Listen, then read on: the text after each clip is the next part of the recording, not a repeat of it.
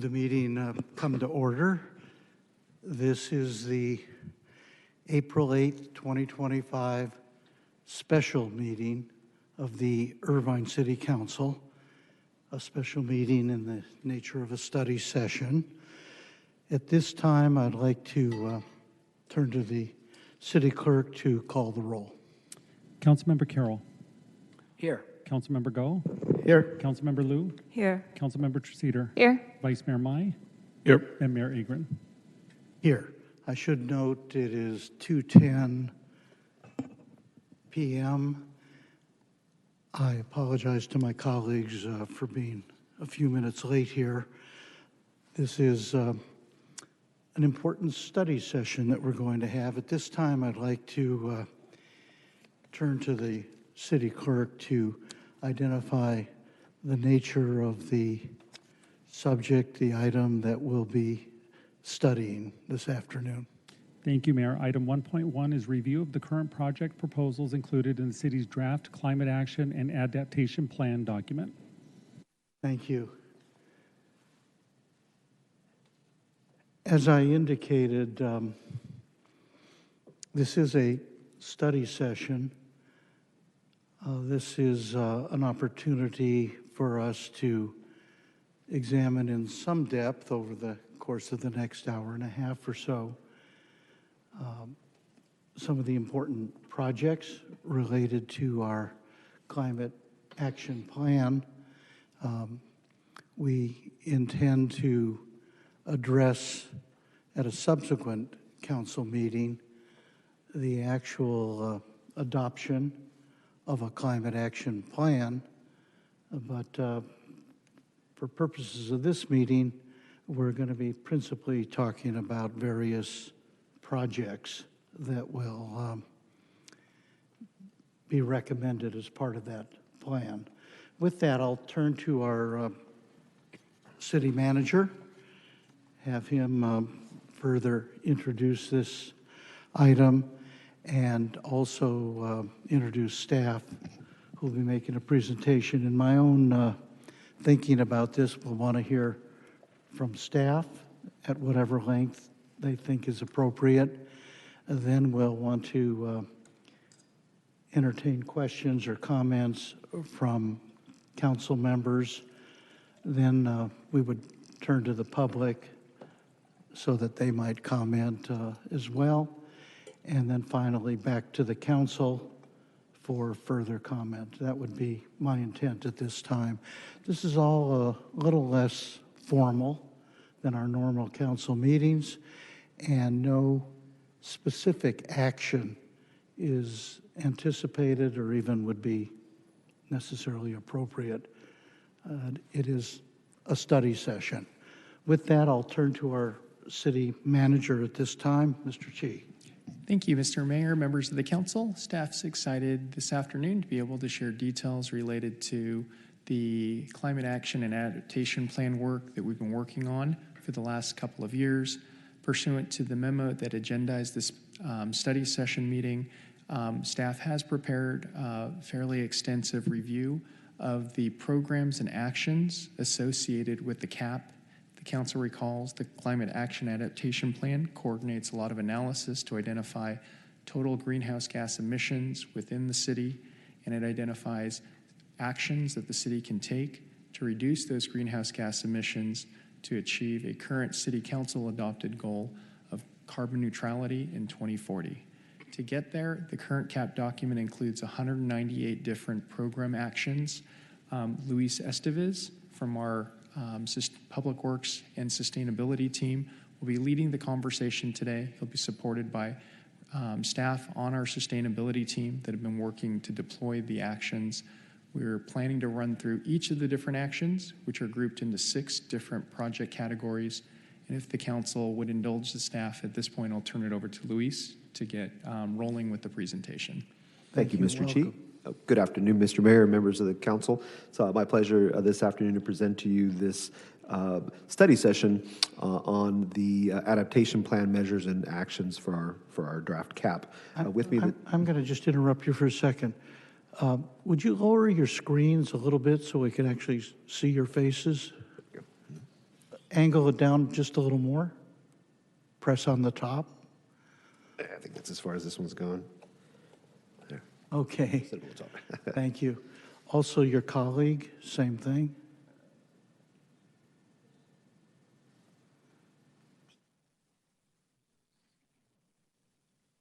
There we go. Yeah, I'll just try to tilt this one back. Excellent. Thank you. Excellent. And with me this afternoon is Melissa Yu, our Manager of Sustainability. And on the line with us is Hannah Kornfeld from Ascent Environmental. She's our consultant helping us prepare the draft CAP as well as these measures. So just by way of background really quick, wanted to just provide a quick synopsis on what a CAP does. And it does a number of things to help prepare the city for future climate change. The first is to estimate existing and future greenhouse gas emissions, and this is called the Greenhouse Gas Inventory. And we'll look at some of the preliminary findings from this in a moment. This step is critical because in order to understand how to make the most impact at reducing our emissions, we first need to understand where the emissions come from here in Irvine. And then secondly, we set GHG reduction targets. So currently the city's goal is to become carbon neutral, as Mr. Shi said, by 2040. The plan will then recommend policies and actions to meet reduction targets. It's important to note, however, that the CAP does not create policy requirements. It simply serves as a roadmap by recommending actions that are the best fit for Irvine to help us reduce our emissions. These recommendations will also integrate climate adaptation and resilience strategies. And throughout this entire process, we were engaged heavily with the community. Lastly, the CAP will provide an implementation plan and a cost estimate for implementing the various actions. So by way of background, back in June of 2021, the council directed staff to prepare a CAP. A couple of months later, council adopted an Achieves resolution that set a citywide carbon neutrality goal by the year 2030. Almost 2 years later, staff returned to the City Council and held a special meeting to review the draft GHG reduction measures developed at that time. And the staff reported at that time that the 2030 goal was a bit of a moonshot. The investment that would be needed to achieve a 2030 neutrality goal was far infeasible. And so at that time, Council pivoted and developed a new target to achieve citywide carbon neutrality by 2040 instead. It also directed staff to proceed with the CAP as a non-CEQA certified program document as well, and to utilize the current measures and actions as a basis for the CAP. The staff and the consultants we hired did analyze this updated scenario to meet that 2040 target. In December of this past year, Council opted to move Irvine customers down to the OCPA's basic choice plan at 47% renewable as a default electricity provider. 2 weeks ago, Council was provided a status update on the CAP, and at that time voted to table consideration of the matter until a future date. And then, of course, this afternoon we're having our study session here today to talk about the program measures associated with the CAP. Since 2022, we have engaged directly with thousands of residents, businesses, and students in the city in meaningful ways. When compared to other cities across California, the amount of outreach we have conducted around the CAP far exceeds the average. We have held over 30 targeted workshops and presentations within the community, and this includes interactive workshops here at City Hall, where we solicited direct feedback for our CAP measures, to presenting our CAP to large Irvine-based businesses like Taco Bell and Medtronic. We've also held several feedback sessions with UCI graduate and undergraduate students as well, IUSD high school students, HOAs, community-based organizations, as well as regional agencies as well. For the last 2 years, we ran a comprehensive survey on our CAP measures through the Consider It platform, which we translated into our 8 threshold languages. The survey received almost 9,000 individual comments and opinions. Indirectly, through our social media and email campaigns, as well as our CAP promotion at large community events, we have reached nearly 200,000 community stakeholders with our CAP messaging. The CAP includes 198 individual actions and projects aimed at reducing Irvine's greenhouse gas emission sources. The measures include a range of proposed actions from outreach to new programs to enhanced regulations. What's important to note that 88% of all GHG emissions in Irvine comes from just two sources, transportation at 51% and building energy at 37%. And the measures that we developed were in accordance with state GHG reduction targets. This pie chart here provides a quick visual on the breakdown of our GHG emission sources. Of course, as I mentioned, the on-road transportation and building energy comprises the lion's share of that. Coming in at 7% solid waste, or the emissions generated from landfill waste. 3% of emissions come from off-road vehicles and construction equipment operating here in town, and then much smaller pieces come from water and sewer treatment plant and pumping stations as well. The current draft of the CAP and the measures and actions we're discussing this afternoon are based on the city's enrollment in OCPA's 100% renewable choice portfolio. Now that the city is enrolled in the basic choice plan at 47% renewable energy, we'll need to modify or add additional actions to make up for the loss in renewable energy in order to meet that 2040 carbon neutrality goal. Now, from the OCPA's website, the estimates of their 2030 portfolio for the basic choice program, it was derived from their 2025 offerings, which include 47% renewable electricity. It was assumed that the same percentage of nuclear power would be available as it was in 2023. So therefore, really, the 2025 basic choice tier provides 75% carbon-free power because of the use of nuclear power in their portfolio. As I mentioned earlier, there's 198 action items previously approved by the City Council. Because transportation and building energy are our largest sources of carbon emissions in the city, those categories naturally have the most actions needed to reduce those emissions as noted in this table here. So it's broken down by 6 different sectors under building energy, transportation and land use, resilience, green economy, and carbon sequestration, off-road vehicles and equipment, solid waste, and water and wastewater sectors. After collecting information from the public, stakeholders, and subject experts, the city finalized the approved actions, and after the finalization, city staff reached out to the involved departments to determine which actions are complete, which ones are in progress, and which ones have not yet been started. The screenshots that we'll show here in a moment of some of the projects that we're working on we'll show how those are broken down, but more than 50%, 53% as a matter of fact, have either been completed or are actually already in progress. And that really is showing the city's and the staff's commitment to council's previous direction to start working on a lot of these projects. So knowing that a lot of these completed or in progress projects have already been financially budgeted for or included in the city's operating budget. And some of these actions really are as simple as continuing public outreach and education, while others still require significant public-private investment and public policy discussion, which we'll discuss here a little further in a moment. So 29 of the measures, or of the actions have been completed. 68 are in progress. 8 are noted as reference actions that are being assessed, and they're actually noted in a couple different areas, and we'll talk about that here in a moment. And 93 of the actions have yet to begin. The first sector we'll discuss this afternoon are the building energy actions, which includes 49 project actions grouped into 4 separate categories.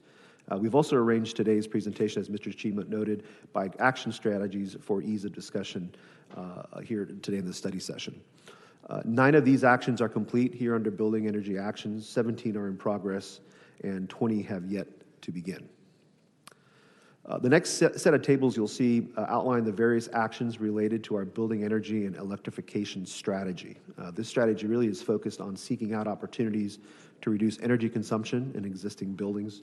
One example is of a direct action to further that strategy is to perform energy audits on all of our city facilities every 5 years. These audits analyze a building's energy consumption over time, analyze the energy consuming mechanical equipment and fixtures used in the facility, and determine if more efficient equipment can be installed to further reduce energy consumption as an example in this particular category. Here we have some additional building electrification strategies, one of which would require extensive public policy discussion with the City Council and the community, and that's building electrification. It's also a comprehensive energy retrofit program to convert 72% of all the buildings in the city to all electric. Additionally, under building energy and electrification, we have the One Irvine program that council set up and funded a few years ago. That was used to help fund incentives for home retrofits and other benefits, as an example.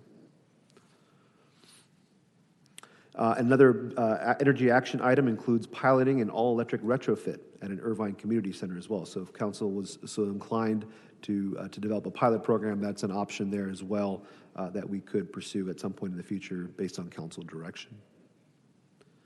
Implementation of smart grids is also another key action item, and some version of this action is noted in a number of different carbon reduction strategies that we'll visit here in a moment. Implementation of low carbon development projects is the next strategy we're going to discuss. One specific action here would include adopting a building electrification ordinance, which of course, again, would require robust public policy discussion with the city council and the community. These are reference items. They are essentially to implement and enforce the REACH building codes and green building standards. That's referenced in other actions. It's noted here as a reference item. Same here as well. Eliminating fossil fuel backup generator sources by 2028. That's referencing another measure that we'll note here in a moment. Again, here's another iteration of a smart grid action item related to low carbon development strategies. The City Council, as a matter of fact, approved a power purchase agreement last year that will construct a microelectricity grid here at the Civic Center. And that work is actually already underway, as evidenced by all the utility trenches you'll see out in the parking lot outside. So that work has begun, and we hope to have the solar panels and battery systems installed in the second quarter of 2026. This action item directs all existing city facilities to become zero net energy by 2035 as another example of another low carbon development project we could implement.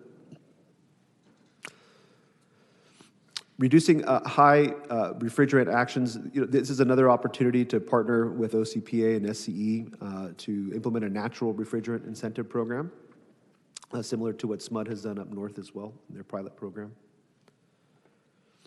The next strategy on our list are clean energy projects. This particular action item includes continuing outreach to residents and businesses regarding OCPA's 100% renewable service level. And of course, this action would require some modification now, knowing that OCPA is not currently able to provide 100% renewable energy without significantly raising their electricity rates on ratepayers. So there's a few instances where you may have to modify these based on that new reality. Prioritizing the installation of renewable energy and battery storage systems at city facilities is an ongoing action item related to clean energy projects. As I just mentioned a few moments ago, the city is currently under construction for a microgrid project here at the Civic Center, and we've identified a handful of other city facilities around the community that would benefit from new solar and battery storage systems, and those projects will be pursued as funding is made available. A microgrid system is also being considered for the Great Park as well. So those projects are being pursued as funding becomes available. Encouraging the installation of solar canopies on surface parking lots is another example of an action related to our clean energy project strategy. You'll see a lot of those around school campuses now. And then on a larger scale, we're also looking to collaborate with our various power providers to develop microgrid systems at local schools and hospitals as well. Energy education and awareness projects is another strategy we're implementing in an effort to reduce metered power consumption in our local buildings. This includes a comprehensive outreach and education campaign, such as through Solarize Irvine's efforts. So that's an ongoing program that you've seen, I'm sure, before. The next three slides outline all of the actions related to building energy program measures that have either been completed or are in progress. And the team has done a fantastic job at advancing a lot of these projects, both into completion and continuing to advance them along, as noted here in these tables. This final table here provides just references back to other specific standards that we talked about previously. Transportation and land use actions. This is the next sector that we'll cover. And as I mentioned previously, this represents half of all the emissions generated in Irvine each year. So the categories in this sector run the gamut from low and zero emission vehicles to transportation demand management. 8 actions are complete, 31 are in progress, and 34 have yet to begin. The first strategy we'll talk about in this category is when it comes to transportation and land use program measures, is sustainable transportation and land use planning. This strategy focuses on implementing new land use zoning that supports higher density closer to major employment or residential centers, as well as mass transit. The City Council recently took actions here to further sustainable land uses via the adoption of the city's most recent housing element, which will allow housing to be introduced now into the spectrum, as well as expanding housing options in the IBC. And the City Council also recently approved a land swap with 5 Points that will see new apartments being built adjacent to the Irvine train station. So great examples, again, of this particular strategy being put into play. Again, another additional action item here is related to expanding the residential overlay and unit cap in the IBC to promote more mixed-use developments. Implementing lower speed limits is also a recently taken action by the City Council, and which also helps to further this particular strategy.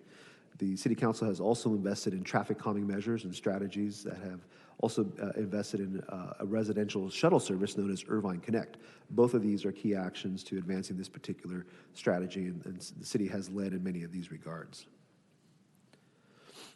Low and zero emission vehicle projects is another key strategy, and the city has led in this regard by expanding the number of public EV charging infrastructure throughout the community. Another action here, for instance, is to designate certain curbside locations as commercial loading zones exclusively available for zero-emission commercial delivery vehicles. And this is really developed as a means to help induce a transition towards EV delivery, the use of EV delivery vehicles. Promoting existing programs and those of partner agencies are common actions found throughout the draft cap and this measures list. Here is a handful of programs available through SCE and AQMD to encourage a transition towards the use of EVs. Developing and implementing an electric car share program is yet another example of that. For the city's part, we have been slowly transitioning our own fleet to EVs. We now have more than 30 EVs in our inventory, and that represents about 5% of our entire rolling stock at this time.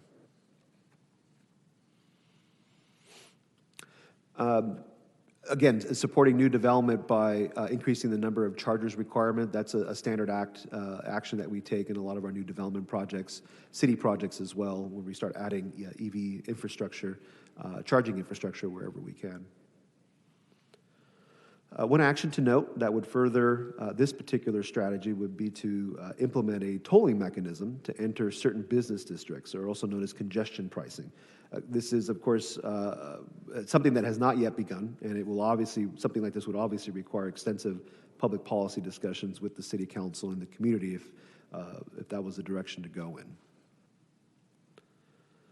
Implementing transit system improvement projects is another key strategy in reducing transportation-related emissions. One of these actions involves the creation of a circulator shuttle service, which the city currently has in place and is currently evaluating options to expand that service. That's a proposal that's actually going to the Transportation Commission next Tuesday to be followed by a presentation to the City Council as well. Another action in this regard could be to implement developing a potential city transportation authority. Partnering with Amtrak, Metrolink, and OCTA to expand the Irvine station with ridership upgrades and broader connectivity is another action the city could take, along with implementing an electric car share program based at the train station as well is a good example. Implementing transit supportive treatments and transit routes into roadway infrastructure projects is another action that we can implement in order to improve transit travel times and reliability. And lastly, an on-demand public transit service is another action the city could take and implement to further transit system improvement projects throughout the community. Implementing active transportation projects is another strategy under this sector, and another one in which Irvine leads in. We have one of the best local trail and bicycle networks in the country, and that which helps facilitate transportation and recreation access throughout the entire community and beyond. Bicycle infrastructure is a key action item in this sector, and one that the city is actively working on to expand and looking at a potential mobility hub based at the Irvine train station specific to this particular alternative here. This is a reference that's measured in a different location, but essentially focuses on developing more accessible and safer pedestrian infrastructure as well. Complementing an EV sharing system, we could also implement an electric bike or scooter sharing system as well. A lot of cities have that available as an alternative transportation means for the community. Transportation demand management projects is the next strategy we'll take a quick look at under this transportation and land use program sector. Requiring employers to participate in alternate transit options is another action item that would require a lot of policy discussion with the city council and community, and really to try to flesh out how something like that could be implemented and managed on the city side with local businesses and companies. This here just references another sector here with regard again to transportation demand strategies. And again, reducing vehicle idling as a measure that could be accomplished obviously by expanding EVs on the road. Parking projects is the next strategy we'll take a quick look at.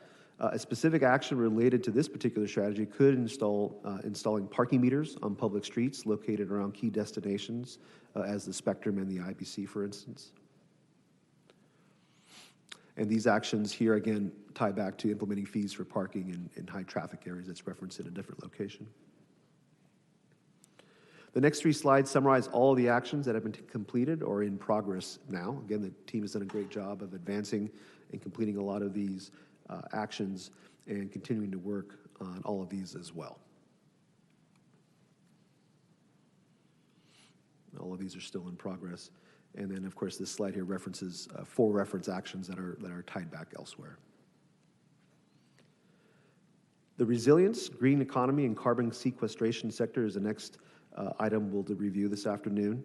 This sector has 30 actions grouped into 5 separate categories, which include actions related to urban forestry and open space, and green business and job creation opportunities.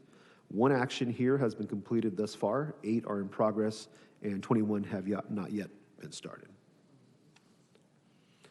Urban forestry and open space projects are the main strategy actions under this sector. The key action here being the Urban Forest Master Plan, which is currently being prepared. If Council recalls that it awarded a contract to DUDEC about a year and a half ago or so to prepare a new Urban Forest Master Plan.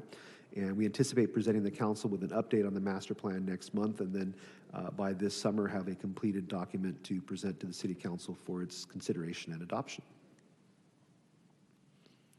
Providing additional shade in local parks is a good example of an action item in this category, something that staff and the council has been investing in slowly over the past few years with new trees and shade structures at our parks. And staff does plan to present a budget request here soon to the City Council for its consideration as part of the annual budget preparation process that would create an annual tree planting program. Reducing the heat island effect is a key strategy here, and one that the city is already implementing by expanding the use of cool pavements throughout the community. In fact, once the parking lot outside is improved and been repaved, it will be resealed with a cool pavement slurry seal to help reduce the ambient temperature here at the Civic Center.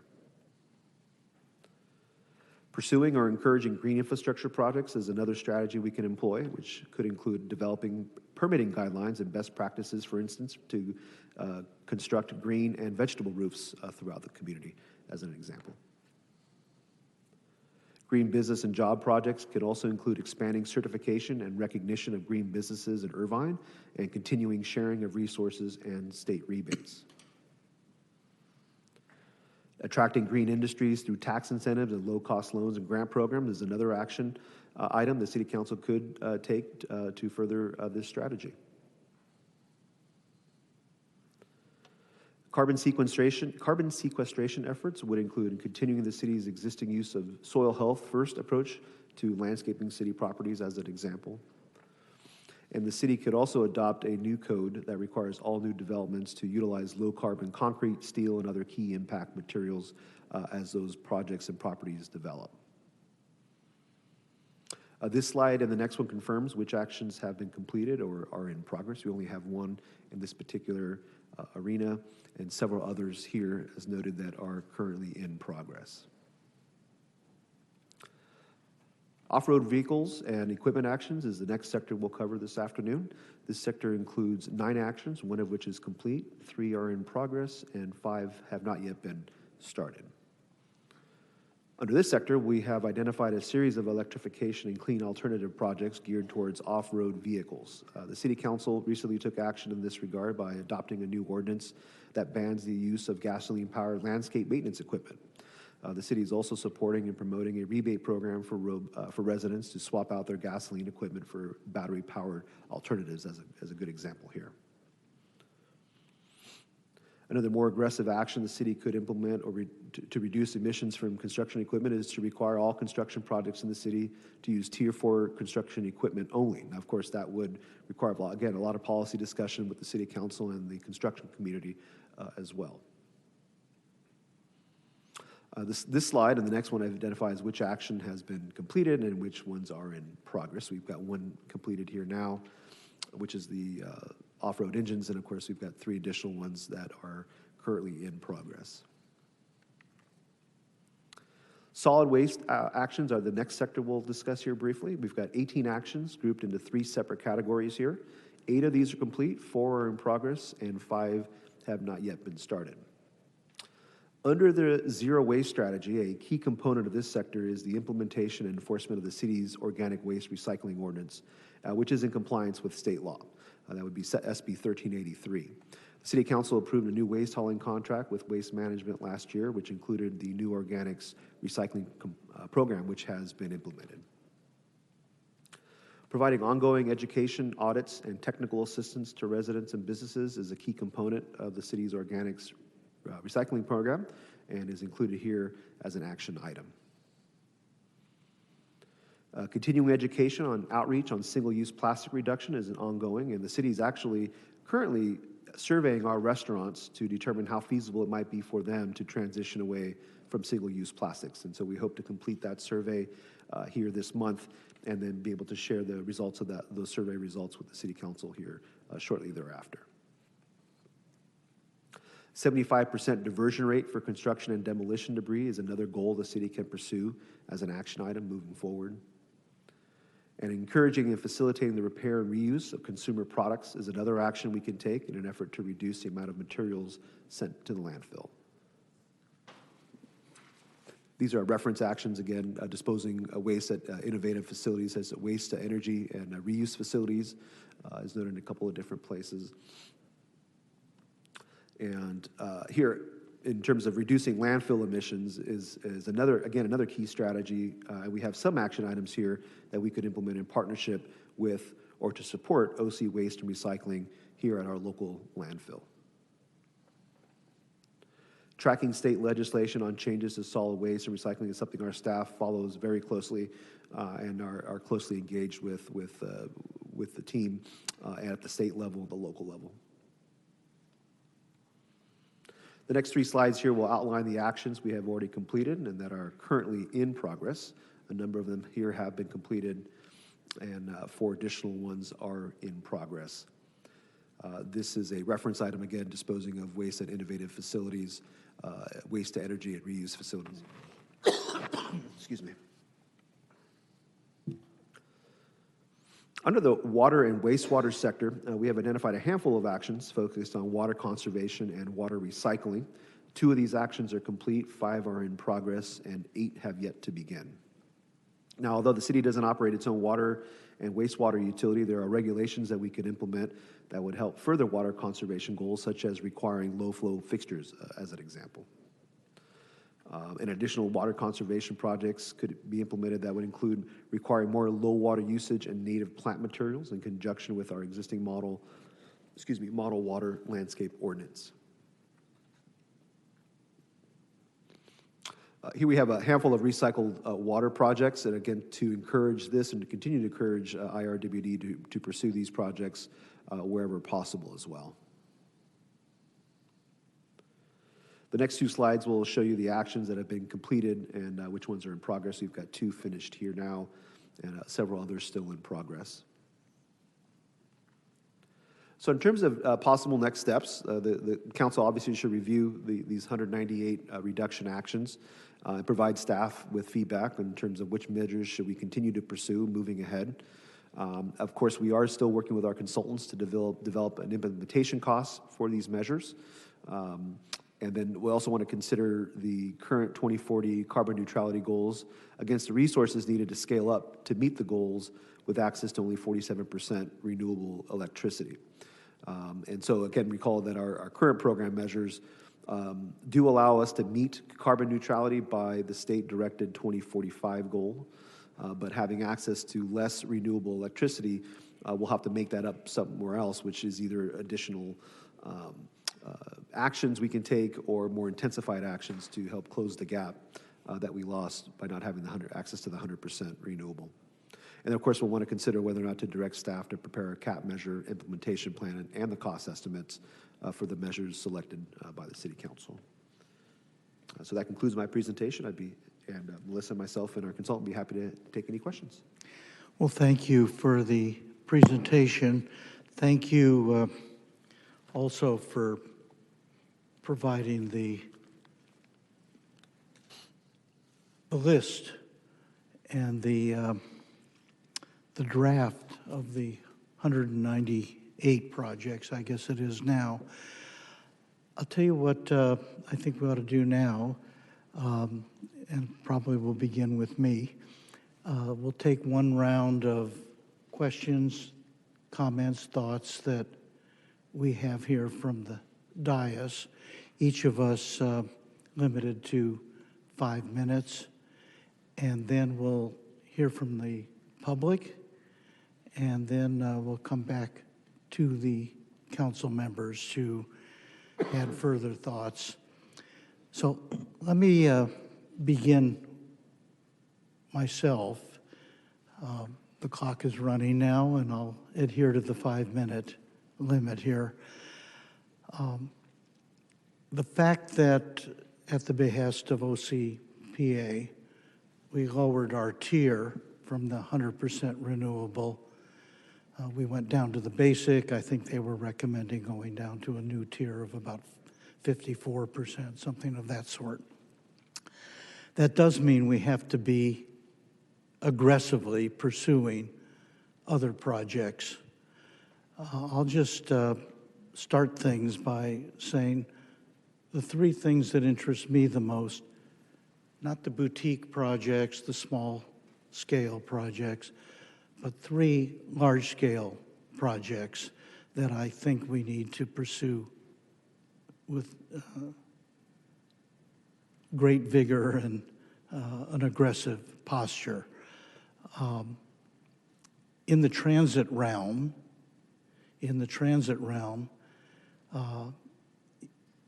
what I'd like to know is if we were to expand the Irvine Connect system to really reach all corners of the city, a phase 2, perhaps a phase 3. If we were to do that within the next 5 years, perhaps a 4th phase, to make that transit system really citywide, what would that do to move the needle? I think we've got a good start with Irvine Connect now. It's a question of rapidly expanding that service. What would that cost, and what would be the measurable inroad on our carbon footprint? That's a great question. Thank you, Mayor. I think that's number 1. Let me get to number 2 and 3, and then you can respond. Second thing is, you mentioned it, the tree planting program, which I, of course, have emphasized publicly before. If we were to aggressively pursue an appropriate master plan tree planting program that might involve many tens of thousands of trees, if we were to max out on that program, get as many in the ground in appropriate places as possible in the next 5 years, what would that do in terms of not just heat island effect and all the rest, but reducing our carbon footprint, advancing us toward carbon neutrality, sequestration of carbon in those trees and so forth, and in their root systems. And then the third one that I think holds tremendous promise is solar rooftop and battery storage installation of systems. If we were to, in the residential realm alone, manage to, if we were able to manage to initiate a very aggressive program that involved, let's say, scaling up at a rate of about 5,000 households per year, 5,000 rooftops, but it's got to be with a battery storage system. If we were to do that over the course of the next 5 years, 10 years, and 15 years, what would that do to move the needle? I imagine it would be very, very substantial, with tremendous benefits, of course, to homeowners in terms of the rate paying that they do now. They'd be largely free of SCE were they to have a battery storage system. Those are the three that I'd like to see us really pursue. If you can respond to that quickly now, fine, and then we'll turn to others. Sure. I appreciate the question. Thank you, Mayor. In terms of the expanded the Irvine Connect, that does hold a lot of promise. The single route that we have now has seen over 100,000 boardings since the program launched. So that's essentially 100,000 vehicle trips that we've been able to avoid on local roads. I would have to call on our consultant, Hannah from Ascent, to be able to speak a little bit more intelligently with regard to how many tons of CO2 we would actually be able to reduce. They could calculate that for us. Let me just say, I don't expect a specific answer or even a general answer at this point. I just think that in our analysis as we go forward, we obviously want that. We want to know the numbers. Absolutely. We'll absolutely make sure those are calculated in the final product. The tree planting program also does hold a lot of promise in terms of being able to expand the forest and, more importantly, expand the canopy coverage throughout the community. That also has the side benefit of reducing the heat island effect throughout the community as well. And we do have a pretty aggressive tree planting program that we're going to propose to the City Council for its consideration when we come back. The solar rooftop and the battery storage, again, also holds a lot of promise, especially if we're able to scale up and target 5,000 households a year. That's quite a bit of energy that we would be pulling off the grid as a result of that, especially when it's combined with battery storage, which would be a key component to that effort. But again, we are definitely happy. We'll get into the more granular level in terms of being able to calculate the amount of carbon we'll be able to reduce at this scale. Thank you. I don't yet see any requests from my colleagues. Are there requests, questions that people have of our staff? Vice Mayor Mai. Thank you, Mayor Agron. Thank you, staff, for your presentation. There's several initiatives that I've championed that are on here, and many of us here championed and had passed as well. I have a couple questions here regarding that. Is how were some of these projects completed, or more than half of the projects completed, without us adopting the CAP document? That's a great point, Councilmember Mai, or Vice Mayor Mai. Yes, the council did previously provide a direction to start pursuing these projects, and we have done so without having an actual cap in place. At the end of the day, the projects still get us towards the goal of carbon neutrality without having an official cap document in place. But ultimately, that would be the council's, at the council's pleasure if it wanted us to continue to pursue that. Is it possible to move forward on certain projects without adopting the entire document as well? Yes, if that's the council's pleasure. And I guess the other questions are regarding fiscal questions. Is how much would it cost the city to implement these projects in the CAP? Have we done an analysis on that yet? That's being actively worked on right now with our consultant team. I guess I would answer the other questions I had, which were how much would residents be absorbing to pay for this, and then also businesses. So that's going to be included in that analysis. That is correct. Do we have any estimations of that? The easy one I can think of right now is the urban forest management process. But I've been personally involved with that effort. We've got a series of tree planting projects that we were proposed to the city council as part of the budget process. That's looking, an annual program to replant trees that have been missing over a number of years is probably about $700,000 a year. There's also a proposed project, a tree planting project for Quail Hill. That would be a 10-year effort to replant Quail Hill with about 7,500 new trees as part of a project with the IRC. And that would be cost around $260,000 a year or so over the course of 10 years. So there wasn't a full analysis or even a speculation of cost to this. I mean, you don't have any ballpark figures. I mean, I've done some ballpark figures on my own after reading the entire CAP, and I'm estimating almost a couple $1 billion. Is that accurate? Would that be accurate to say to implement the entire CAP? We're not talking millions, we're talking billions and potentially trillions.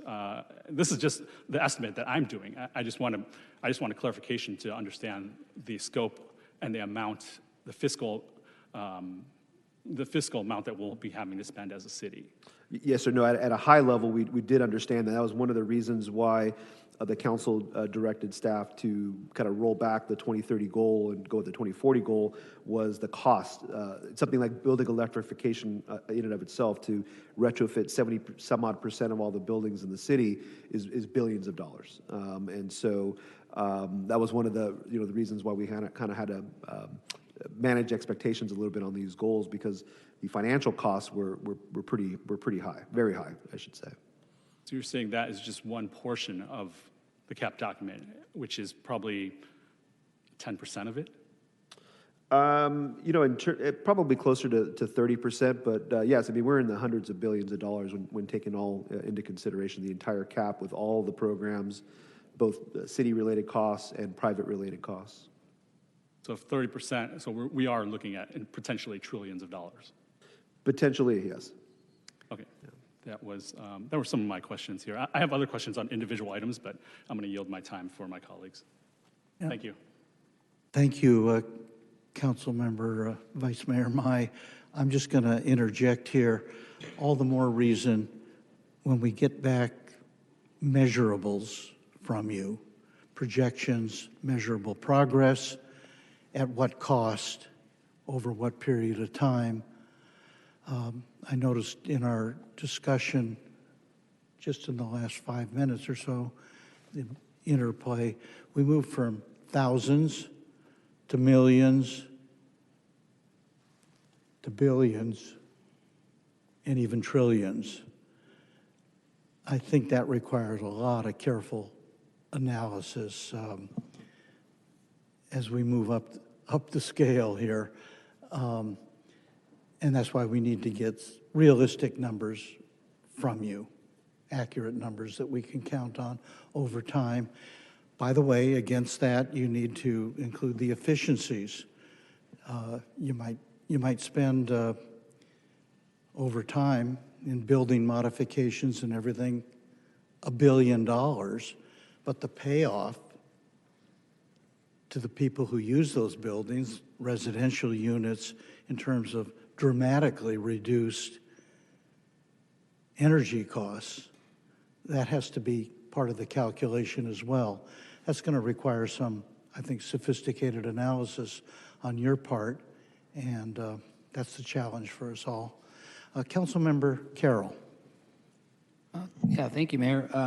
Yeah, just a couple of questions for staff, and then maybe a couple of quick comments. Just with regard to the 188 actions that have already been performed, what has the cost been involved with that? I can't answer that right now. But that's something we can calculate and bring back to the council. When can we get that? I think probably in the next couple of weeks. Okay, maybe I don't want to put you on the spot. Can I turn the city manager? When can we get I don't need it to the cent. I would like the council to know how much the city has spent in taxpayer dollars on the items so far. Can you just give us a meeting? We can get a rough order of magnitude cost put together on cap measures that have been deployed. Off the top of my head, a couple of the items that come to mind, the Urban Forest Master Plan, for example, the council allocated $500,000 to advance that initiative. The Irvine Connect expansion costs about $2.5 million a year to operate right now. We can tabulate all those costs together quickly and get that to council. Can you give me just a small slide? We can do it during your announcements or something, just to know. Because as Vice Mayor, I think we're in the millions already in taxpayer dollars. And okay, so another thing too, just about applicability. We're talking about this climate action plan, these 198 things. A lot of these are requirements. I'm going to read a few of these things. How many of these apply to the University of California, Irvine? We have about 66,295 stakeholders between 37,350 students and 28,545 workforce, according to their website. How much does that applies to UCI? On the regulatory end, building permit end, transportation permitting end, those city-related measures don't apply on the campus itself. Okay, so if we're going to use these goals to reach them, is it fair to say that the rest of Irvine, meaning non-UCI Irvine, because UCI, of course, sits within municipal boundaries of our city, we will, meaning us that live at the rest of Irvine and work in the rest of Irvine, will be disproportionately bearing whatever we're requiring our residents to do, because none of that will apply to anybody that lives or works or goes to school at UCI. Is that right? Our proposed cap measures wouldn't apply. We would have to coordinate. I do know UCI has their own climate action related goals, so we'd have to see how that matches up with ours. Yeah. But to the point that you I think made, that's kind of important. Sorry to cut you off again because I only have a few minutes. Because if our goals are to get to a certain point of neutrality and a certain sort of environmental goal by a certain year, and UCI also has something going on as well, we need to kind of join forces, because that may mean that we get to do perhaps a little bit, we can kind of modulate what we're doing a little bit to make sure that maybe we're both reaching whatever goals that a majority of this council may want to do. But I kind of find it interesting that, for example, the one that really kind of gets me is the requirements for ultra low flow water fixture retrofits on residential buildings and the requirements of solar. I keep thinking I have this 87-year-old widow or 89-year-old widow in my mind living over in Northwood somewhere, or maybe over at the ranch, and they need to sell their home to go into assisted living. And it's just kind of strange to me that we're going to regulate those elderly residents of our city to do these things when it doesn't apply to UCI. First of all, I'm not even for it anyway to begin with. So I'm a little concerned about that. With regard to the waste management item, I just want to make sure that my fellow council members that are new know that by a vote of 4-1, I was the one, Vice Mayor Mai and council members Go and Lou, against raising the waste management fees on our residents. Again, not at UCI, because waste management doesn't handle UCI. This is just the city of Irvine outside of UCI. We raised the rates on our residents over 10% to include food pails and other things that I've never seen a resident, and maybe my council members have, but I've never seen a single resident use other than myself, and other items that I fought vehemently. So just so everybody knows, and it's on the tape and we have it and the new council members can talk to it, we literally raised trash fees over 10%. I fought my darndest. I lost 4-1 to include a food pail that nobody uses, so that staff here can, not in a bad way, but staff can now say on their little PowerPoint that we achieved that UCI one. In my final 22 seconds, I'll just read some of this stuff. Retrofit existing residential buildings, comprehensive energy efficiency, conservation, electrification, require development to comply with state regulations, require installation of renewable energy heaters, require all built parking structures to have solar generation. You know, the list goes on and on, mandating battery storage in existing homes at the time of retrofitting or doing a renovation on your house. You know, the list just go on and on. I'm looking forward to the public testimony, looking forward to my colleagues, but, you know, I'm still going to be, you know, pretty vehemently against this and still very, very strongly for the environment. Thank you, Mayor. Thank you, Councilmember Carroll. Councilmember Treceder. Thank you. That was great. So I just want to reassure Councilmember Carroll about UCI. Councilmember Carroll gets a bit emotional about UCI for reasons I don't quite understand, but I just want to assure him UCI has a great climate action plan that it's actually adopted and implementing. They're way ahead of us in terms of greenhouse gas reductions, in terms of all these fixtures in our homes to reduce water flow and create energy efficiency. We've got all that, and it's happening also in our residential neighborhood. So I would say we don't really have to worry about UCI maybe slowing down the city. I think if anything, UCI is helping the city. But it looks like these mechanisms that have been proposed here are specifically, yes, for the city of Irvine, exclusive of UCI.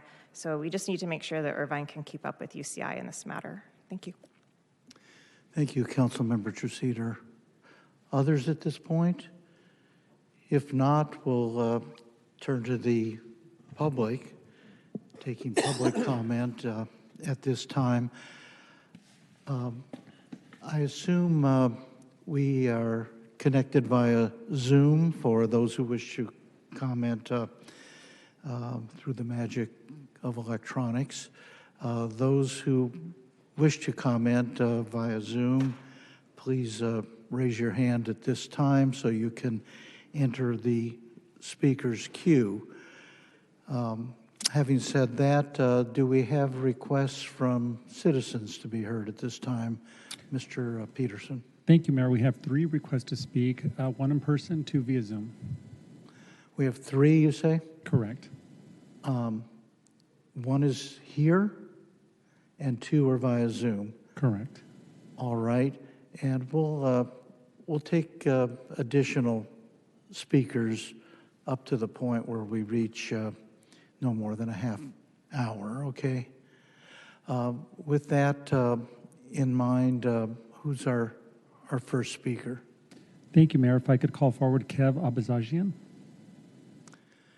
As Mr. Abazagian comes forward, I want to note his longstanding service on our Sustainability Commission. You're currently the chair, is that correct? Yeah, let's connect him. Am I on? All right. Thanks for the introduction. Yeah. Thank you for your service and welcome. Thanks, Mayor and council members, for taking up the Climate Action and Adaptation Plan. I serve as chair of the Sustainability Commission currently. I've served on that for a couple of years, as well as the Green Ribbon Environmental Committee. And I'm faculty at UCI in Physics and Astronomy. What I'm talking here is on behalf of my own views here. And I'm really glad that this study session is happening to kind of lay out what has been going on, both in the Green Ribbon Committee and the Sustainability Commission. We've been looking at this list of action items. And I just wanted to, I'm a physicist and I tackle complex problems every day. And this is definitely one of those, doing climate action. And what you do is you kind of prioritize, right? You go after the biggest things first. And I think the biggest, as we know, is the transportation side, but also building usage is about 37%. And I just want to really emphasize that community choice energy has been identified as a prime way to tackle climate action in a very short time scale by getting us to renewable and carbon-free electricity for up to 37% of our carbon emissions, right? So I don't want the city to lose sight of that as a main way to tackle things, because it's very short term. Like if we can get OCPA to get us green energy, we can get to that very high fraction of carbon impact in short order.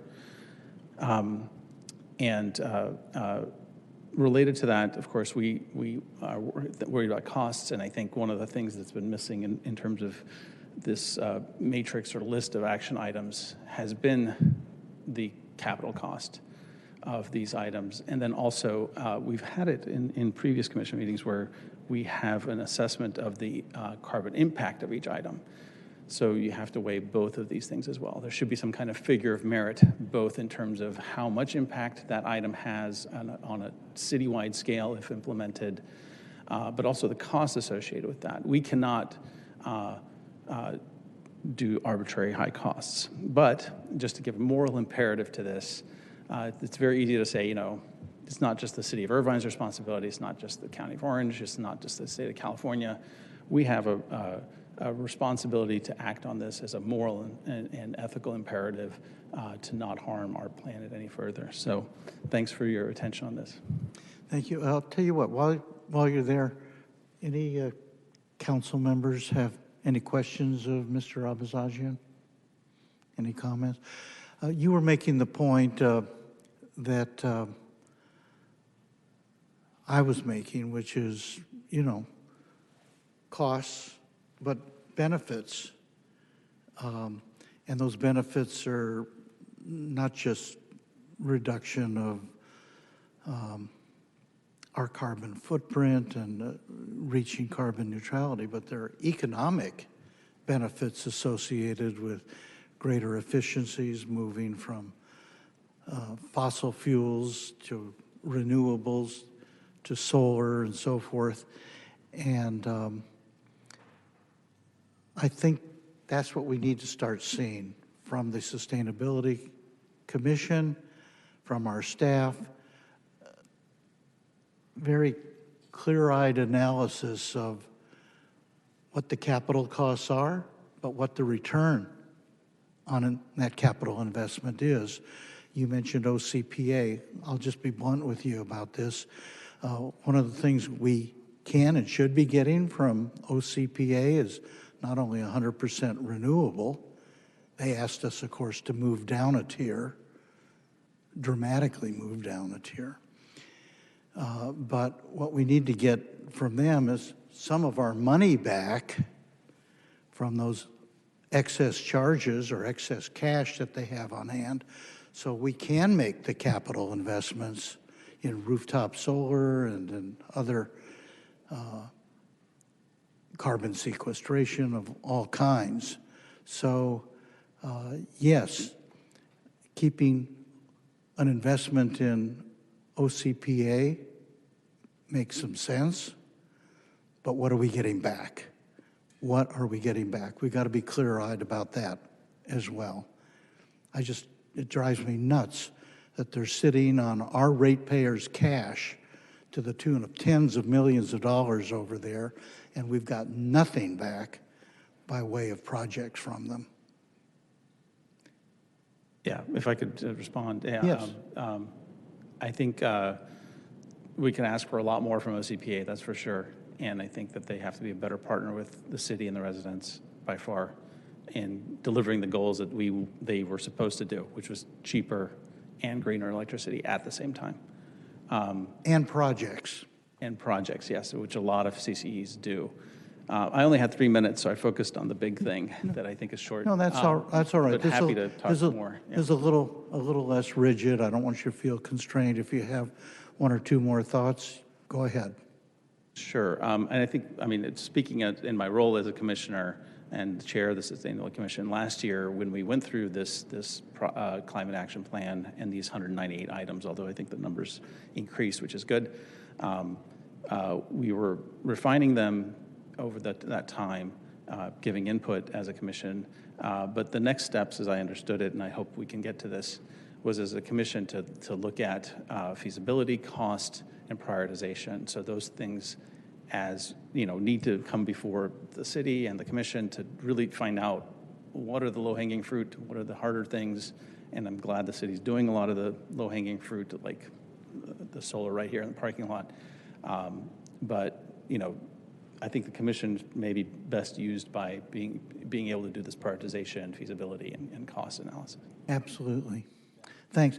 I see there's a request first, Council Member Vice Mayor Mai, then Councilmember Carroll, they can address a question to you if you like. Point of clarification, are we going to talk to our other public speakers? Yes, Or we'll hear we're from going to them. go with Kev yeah. for a while and then, This is, will they get equal time as yes, Kev did? yes. Okay, all right, I'm trying to accommodate everybody here. okay. This is a less formal procedure. Just asking And I for hope you'll bear with clarification, me sir. on this, all Thank right? you, absolutely. Thank Just you. asking for clarification, sir. Thank you. Thank you. Vice Mayor Mai. Yes, Commissioner Chair, I just wanted to thank you for your comments here. It was something that I always ask, not only the fiscal impact, but then also the impact and benefit that would come from all these projects. So thank you for mentioning that. I really appreciate that comment. That's it. Thank you. Councilmember Carroll, did you want to be heard? I did, Mayor. Just real quick. Commissioner Kev, Chair, thank you for coming out. Appreciate it. And yeah, I look forward to working with it. I think a little bit feels a little cart and horse and cart up here and hearing you. Yeah, looking forward to hearing what comes back from your commission. So thanks for coming out. Yeah, thank you. I think that's it, unless you have something further. No, I'm happy to be contacted by the council as needed. Thank you. Thank you. And again, thanks for your service. Next speaker, please. Our next speaker is Tomas Castro. Tomas, you may unmute your mic. Good afternoon, council members. My name is Tomas, and I advocate with Climate Action Campaign and longtime resident of Woodbridge. While I'm glad the council is meeting today about our long debated climate action plan, I'm disheartened to see that it's in the context of a study session where we already know no progress will be made at a time of day when most working people are unable to participate. The people of Irvine have long been clear on their desire for a fully funded and equitable cap. The time for debate, the time for study sessions, and the time for presentations is over. Please agendize the plan during a council meeting and adopt it without further delay. Mr. Mayor, at your town hall on March 29th, you heard from various residents about how their wildfire insurance has doubled in the last few years. Your response to this is to say we need to plant more avocado trees. But we can't plant our way out of the climate crisis. We need a climate action and adaptation plan that staff have been working on for years. And we need to stay in our CPA, without which the cap won't meet its goals. So please protect us all by adopting it without delay. Thank you. Thank you. Next speaker. Our next speaker is Don Geller. Mr. Geller, you may unmute your mic. Hi, good afternoon. Glad to see the council meeting for the special session. My name's Don Geller. As you know, I'm chair of the Finance Commission. I'm speaking just for myself right now. I would just want to remind the previous speaker that this is the forum to make your case, and not at the State of the City speech, not interrupting the mayor. This is the right forum to make your case, Mr. Castro. So I really appreciate the staff's presentation, and I did not coordinate with Chair Abajanian on making this comment, but I did not see the staff recommending to solicit feedback from the Sustainability Commission or any of the commissions. And as you know, I've been a real advocate for utilizing our commissions. There are some amazing individuals, not just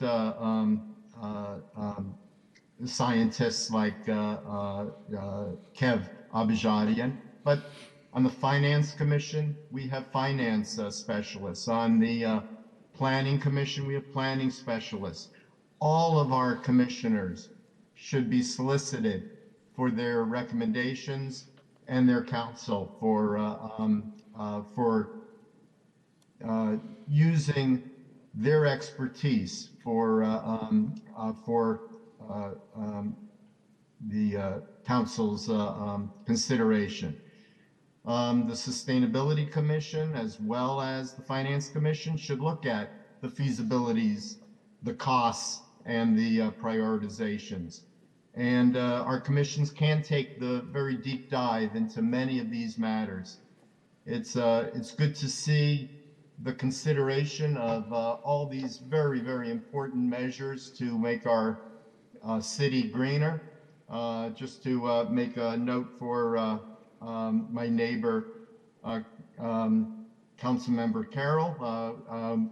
A number of our neighbors do use the recycling bin for our trash. It's a very popular and low cost and easy measure to recycle some of the trash in an environmentally safe way.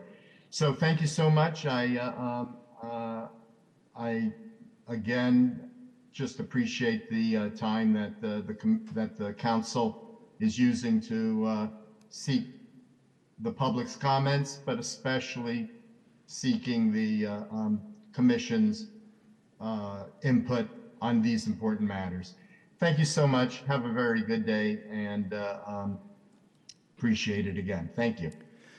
Well, let me just say thank you, Mr. Geller. Thank you for your service. You're my appointee to the Finance Commission. You're the chair now. And you make the point over and over again, which is that we ought to be consulting in this process with our commissions, not just the Sustainability Commission, but of course the Finance Commission and the Transportation Commission as well. In fact, a thought occurred to me, and I'd appreciate your feedback on this, City Manager Chi. If we were to conduct at some point here in the very near term a tri-commission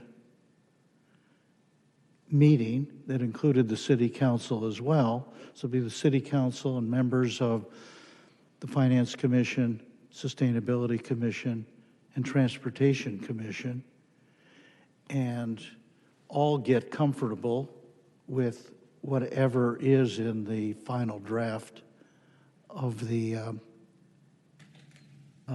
cap. I think that might be a very useful process, and obviously that would be an open public meeting. The public could participate as well. In the financial analysis that a number of us have called for, obviously we should give the Finance Commission the opportunity to weigh in, capital costs, ongoing operational costs, how all that fits within our budget and so forth. I will note that everything we've done so far is obviously fit within our budget, within our operations budget.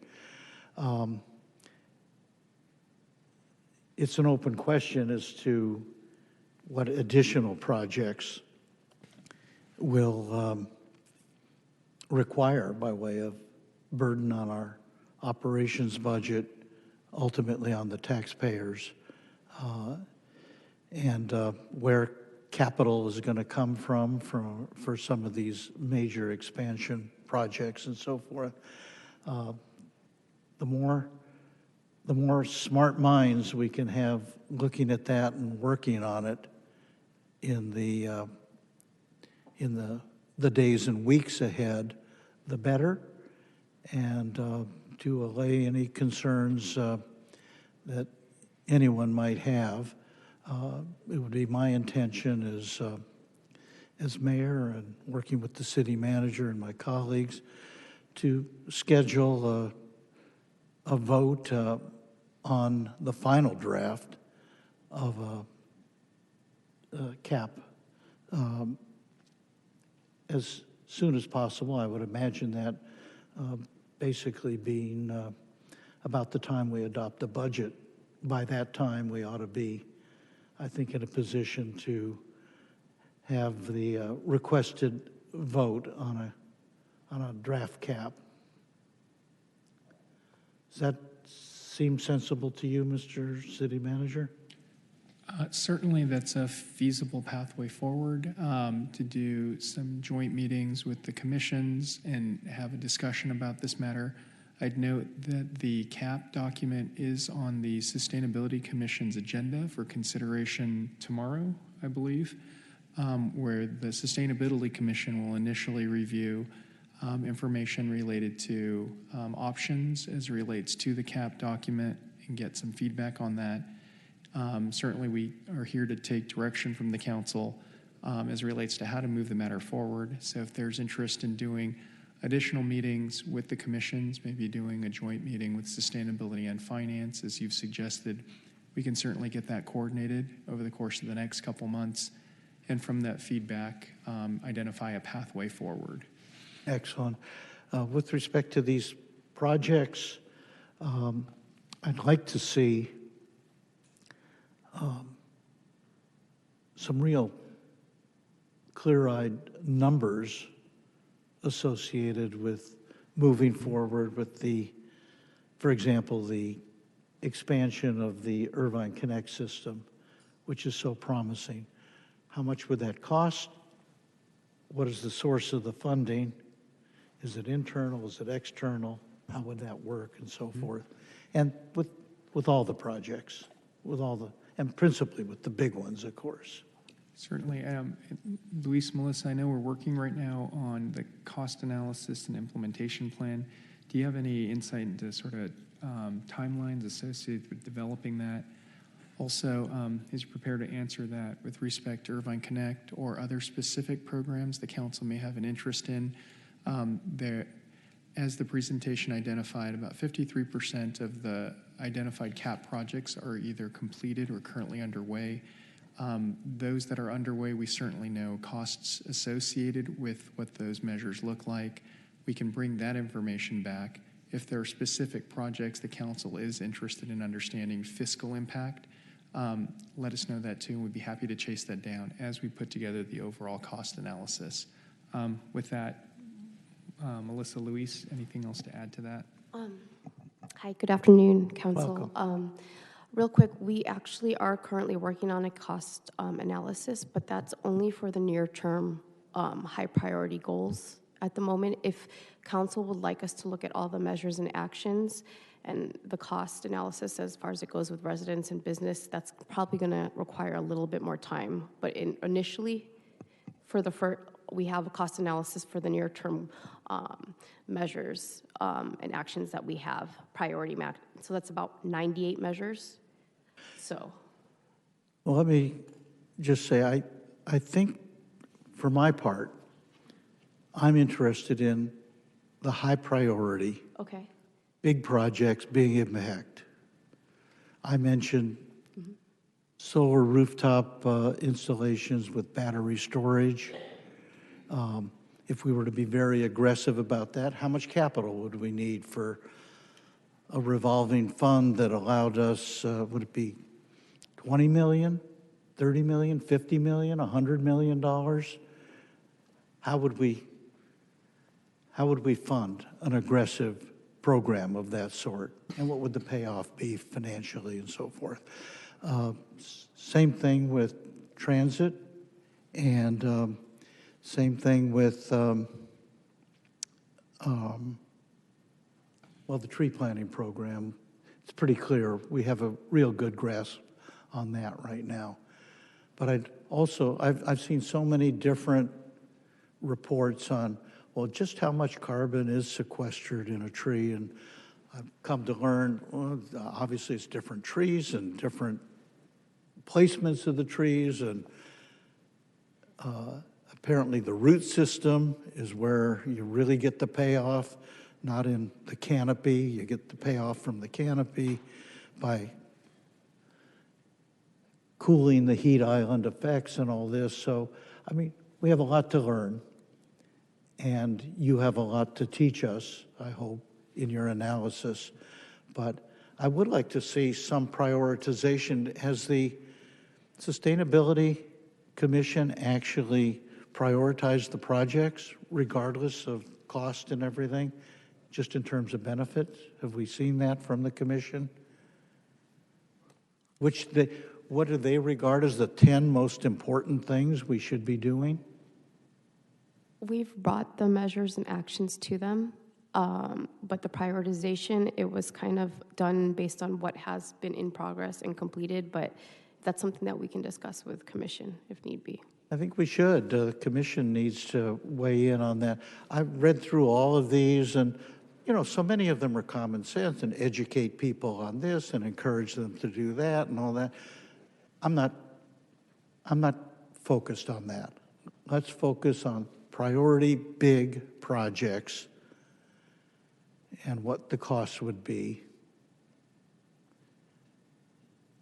And I guess it goes without saying, one of the recommendations is stick with OCPA. Can set that aside. I'm interested in everything else. Okay? Okay. Thank you. Councilmember Treceder, then Councilmember Liu. Let me just turn to our clerk. Are we done with public comments? We just had one more pop into the Zoom queue. Why don't we take the one more right now, then we'll hear last words from council colleagues, and we'll be able to adjourn the meeting, all right? Thank you, Mayor. Our next speaker is telephone number 131.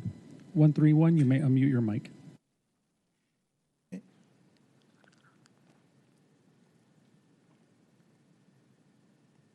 Good evening, council members. Alan Myerson. I'm usually there. I wasn't aware there was going to be public comments. Go right ahead, Mr. Myerson. Okay. So good afternoon. After listening to much of this meeting, and especially hearing Mr. Geller again talking about commissions, which he makes this comment frequently, it came to my mind, is there a formal process set up for these types of subjects where the council speaks to the subject and then it formally goes to one commission, and then from that commission goes to another commission? And if there isn't a formal process set up, I'm wondering why that is. Maybe there needs to be, because it seems like it's catch as catch can. Sometimes it goes to commissions and sometimes it doesn't. So that's my question. Is there a formal process set up? And if there is, why isn't it being followed? And if there isn't, why isn't there? Good afternoon. Thank you, Mr. Myerson. Let me just, I guess, respond by saying our city manager is nodding. I think he understands that what we're looking for after this meeting is your suggestion of formal next steps, whether it's commissions individually, whether it's some kind of tri-commission or bi-commission meeting, some kind of joint meeting that could involve and probably should involve the city council as well. Fine. I think we kind of look to you for your thoughts and recommendations in that regard. I also would just want to reassure folks, it would be my intention to get a vote on the cap by the same time we adopt our city budget, which would probably mean getting something done in that regard in the month of May. That's just my final thoughts. Did you want to respond at all, Mr. Shee? Are you okay? Happy to just provide a little bit of context where every commission does have a prescribed set of responsibilities, and all of the responsibilities that need to run through the commissions do. When the city council member, though, asks for an item to be brought forward for council consideration, that request is always honored. The last two discussions related to the cap, this study session tonight, our discussion a couple weeks ago, were initiated by members of the council wanting to really drive the conversation forward. In those instances, we certainly come and respond to the council's direction. From this conversation, it does appear there's a desire to revisit the cap-related projects with the commissions. We have one of those meetings scheduled for tomorrow with the Sustainability Commission. We'll certainly take the feedback today, develop some recommendations in response to what we've heard, and see if we can engage our other commissions on this topic moving ahead. Excellent. Okay, last three we'll be hearing from Councilmember Liu, followed by Councilmember Go, followed by Vice Mayor Point of Mai. order. My apologies. I think I was supposed to be next. Yeah. I didn't see your name here. You mentioned that I was going to go next, but then you went to the public speaker. Oh, I'm sorry. All right. Councilmember Treceder, then Councilmember Liu, go, and Vice Mayor Mai. Okay, thank you. I appreciate the mayor agendizing this study session. It's great to sit with everybody as we go through all these measures. I'm glad everybody's had a chance to see them. I agree that we should prioritize 100% based on return on investment. I think we should be very careful about how we invest our money and taxpayers' money and make sure that we get the best return possible in terms of reducing our carbon footprint.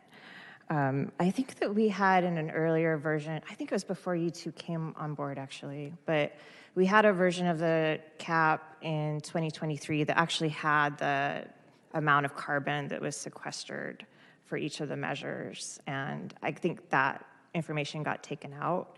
I wouldn't expect you to know because you were not here, but do you happen to know why? We do have that. It's the same measures that we have here. We just didn't put the carbon, quantity and all that stuff, but it is the same one. Okay, all right. Yeah, that I'm sure would be very useful for folks to have, including also the costs. And I believe that we are working with Ascent right now to develop that. Okay, so yeah, I'd love to see that when it comes back next. I agree, it's very important. Just to answer the mayor's questions, he was asking for these 3 projects he was prioritizing, about how much would that affect the carbon footprint and how much would it cost. I can say that in terms of cost, for 5,000 rooftops per year in Irvine getting solar power, just a quick back of the envelope calculation, if each home costs about $20,000 to install solar panels, which is I think about kind of average for Irvine, that would be about $100 million per year. In terms of the tree planting, so first of all, I fully support having more trees and woody shrubs, especially if they're native in the city. I think that that's great, and especially to the extent that we are able to help restore our open spaces to have more native woody shrubs. That would be excellent, and certainly help with carbon sequestration. I will say that it is using trees to capture carbon is, for decades now, scientists have indicated that this is not viable. We can't plant our way out of our fossil fuel emissions. Unfortunately, I wish that we could just plant more trees, and that would take care of it. It would be lovely, but it's not going to get us there. And just to give you an example for Irvine, so let's say we have a fully grown tree that's growing pretty well, which means it would need a lot of water. It will sequester about 50 pounds of CO2 per year for a fully grown tree. In order to make up the carbon difference between, say, OCPA Basic and OCPA, OCPA Basic and OCPA 100% renewable energy, we would need to plant every year about 344,000 trees or so, and that's full-grown trees. Saplings and seedlings will sequester much, much less carbon, sometimes nothing for the first many years. So that's, again, 344,000 trees. Just to compare it, Irvine right now has about 550,000 trees in it. Of course, the city does not control most of those. The city controls about 76,000. It would basically mean we would have to plant trees on just about every surface in Irvine, including our rooftops. And again, this only works for full-grown trees, so if we really wanted to realize that carbon capture, we'd need to bring in heritage trees that were fully grown, but those trees are already growing elsewhere, so it's not necessarily a net benefit. You can plant seedlings for sure, but again, it would take decades to realize that. And so I do agree, trees are great. I would love to have more trees. In terms of this particular goal of offsetting our carbon emissions, it's just not feasible, and I wish it were, it's just not. And we've known this since about the late 1980s. We could pay companies that specialize in carbon sequestration to pull the carbon out of the air. In terms of the difference between, say, OCPA Basic and OCPA Smart, we would need to pay about $1.8 million per year for carbon sequestration continuously. So I do really appreciate these endeavors. Like, it only helps us to have solar rooftops and batteries because it does improve our resilience for sure. On the other side, that's really expensive. The tree planting, again, has many co-benefits. But on the other hand, it's very hard to plant as many trees as we need to offset our carbon. So I'm hoping that the numbers that the Ascent puts together for the cost versus the carbon capture really help us put all these items in context. Thank you. Thank you, Councilmember Treseder. Councilmember Liu.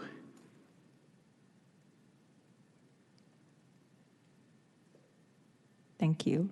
Yeah. Well, I'm glad that we're here to talk about this today, and I don't pretend to be an expert on this at all, and thank you for educating me about all of this. Thank you for preparing all the presentation, and so this is just my observation. So, well, I may be new to this, so I am assuming this is just a strategic plan, which should be a document that gives us a roadmap and set the goals, and each project, I assume, will be individually analyzed based on what's needed in the situation at the time, right?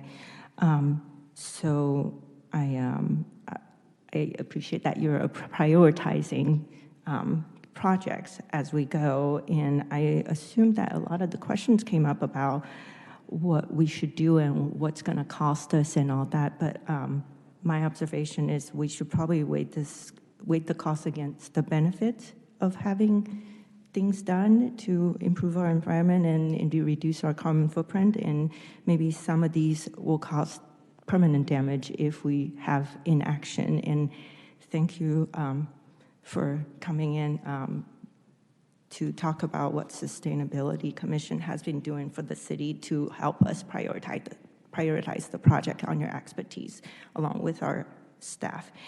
And I would think some of these are probably helping us to bring in cheaper rates or cheaper costs for the residents. So I would say those will probably be something that we can prioritize to do, most likely to benefit our residents immediately. I understand for costs, if I'm wrong, please correct me. Maybe it's something that if we should also consider with the time lapse. I mean, there's just so much variable technology. Are we even there yet? Maybe the analysis of inaction or even cost of inflation, we're now looking at tariffs. And with regard to other cities and municipalities, I assume we're all breathing the same air. So, you know, it's not like we can segregate any of this. So I think a joint effort will be called for, and I would appreciate policy analysis based on this. And I know that some of the discussion involve OCPA, whether we should stay or we should not or whatnot. I just want to point out that SCE, the Green Energy Program, has been closed, so that's not even an option. So I think what we should do is to maybe make sure that we are able to bring in some benefits to the residents rather than just throw the baby out with the bathwater. And yeah, and I did read through the items that we were, the draft that we were provided, and I understand that some of these projects are state mandated.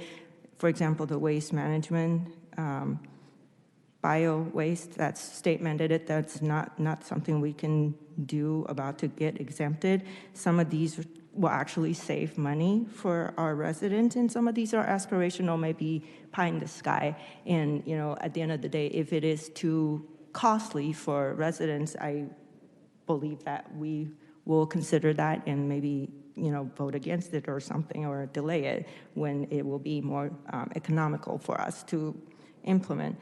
So as regard to the, with regard to the formal process for review, I do believe that we should rely on the expertise of our commissioners. And yeah, and if we could have all these projects brought back case by case and go through Sustainability Commission, Finance Commission, and any other commissions that will be involved, I think that's a smart process to have this done. So overall, I don't see a big issue with adopting the CAP plan right now, but obviously I'll defer to the rest of my council colleagues. But thank you for bringing this up, and thank you for your service, Dr. Caspagier, and thank you for doing this today. Thank you, Councilmember Liu. Councilmember Go. Thank you. In speaking to solar and batteries, District 2 is one of the few, or actually a lot of the areas in Irvine with 0 lot lines. So a lot of our homes there are 3 stories on up, 2 stories, 3 stories. There's a very little surface area to cover solar for a battery program to become prevalent. And some of the units there doesn't even have a roof because of the way the condos are structured. So unfortunately, using that program in our district may not be as effective, but I have been working with OCPA in terms of creating a larger infrastructure for solar within the Great Park, maybe having a PPA program for solar buyback, and they've started the preliminary work with us to really speccing out that infrastructure, as well as putting together grants and loan programs for homeowners to be able to utilize purchasing solar and batteries that would be helped and subsidized by OCPA. So that's been one good advantage that we've broken through so far. Just happy to report on that. And as far as the climate action initiatives, I'm really a big proponent of the transportation measures. So next time I ask for transportation improvements, I hope my council colleagues are a little bit friendlier with us, since I think we were talking millions, billions, and trillions, and improving transportation. As far as active transportation, the cost is such low-hanging fruit. And not to bring back and belabor last council meeting's LPIs, that measure really helps encourage more people to ride their bikes or walk instead of taking a car.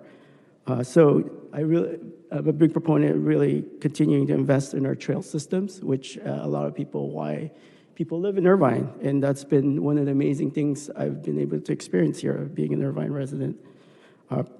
For us to always prioritize commuter safety, it's going to help get these cars off the road. And that's just the lowest hanging fruit we have here as a city, and I'm really a big proponent of that. Thank you, Councilmember Go.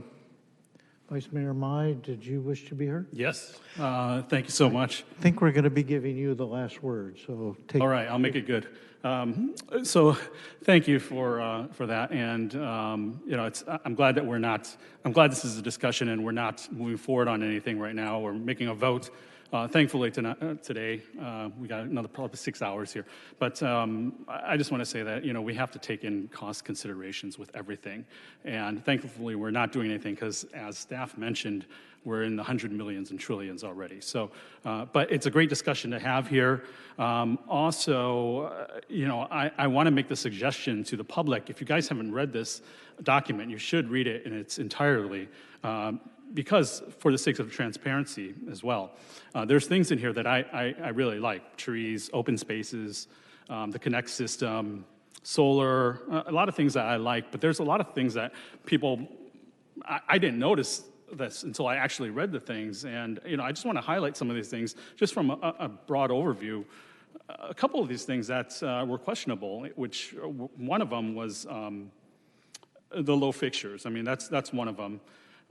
Increasing and promoting ADUs. The state allows up to 8. If we're gonna reduce vehicles and traffic, I mean, you're gonna put 8 ADUs on a property, because it's allowed, and we're gonna promote that in here. Create car-free zones. Where is that going to be created? Other things here are traffic calming measures, humps, lumps, roundabouts, curb extensions, islands, tighter corners, to promote, it says safety, but it's basically to promote non-use of cars. The other things is creating a toll or a boundary around Irvine or around certain areas of the city. I couldn't imagine paying a toll going into Woodbridge or going into my neighborhood, or even the city for that matter.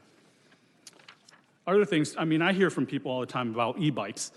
One of the things in here is to encourage and incentivize the use of more e-bikes and creating more e-bikes in the city.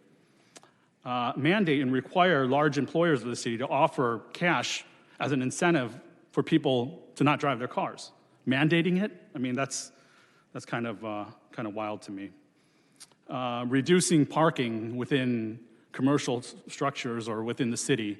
If you've been to the Irvine Spectrum or Diamond Jamboree, I don't know about reducing parking structures or limiting that. We have a parking issue already, but I mean, you can give people the option of that, but to mandate that is a little wild to me as well.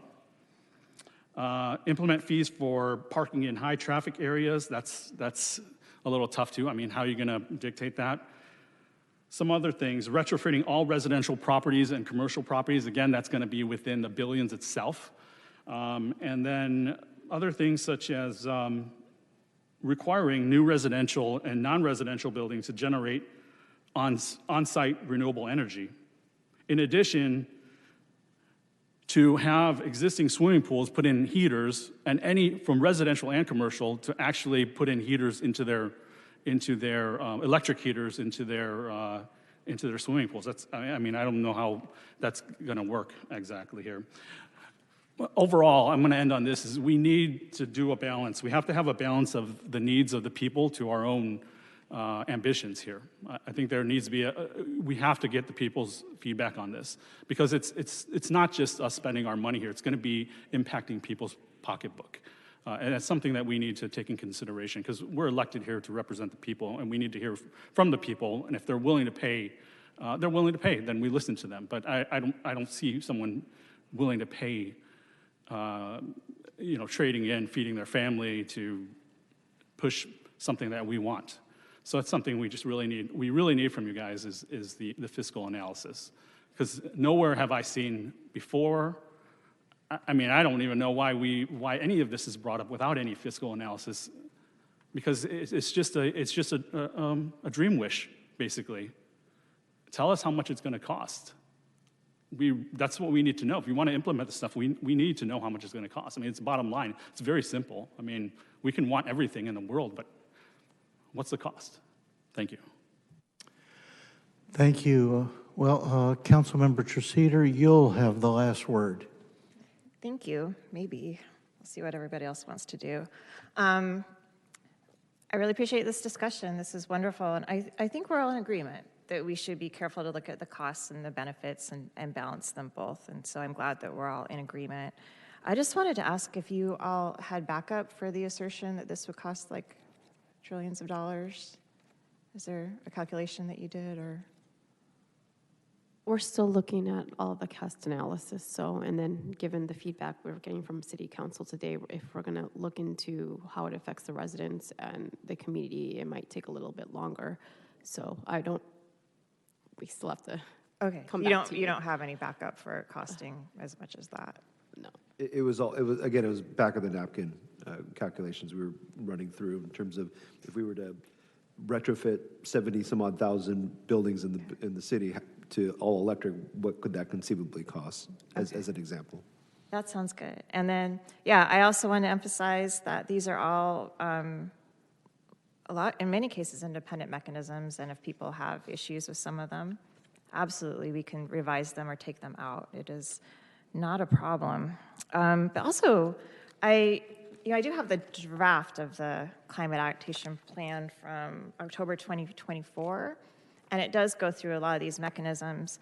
But then if I look at the slides that you provided, some of those mechanisms don't really line up. They seem a lot more restrictive than what's in the actual plan, like in terms of requiring employers to do such and such.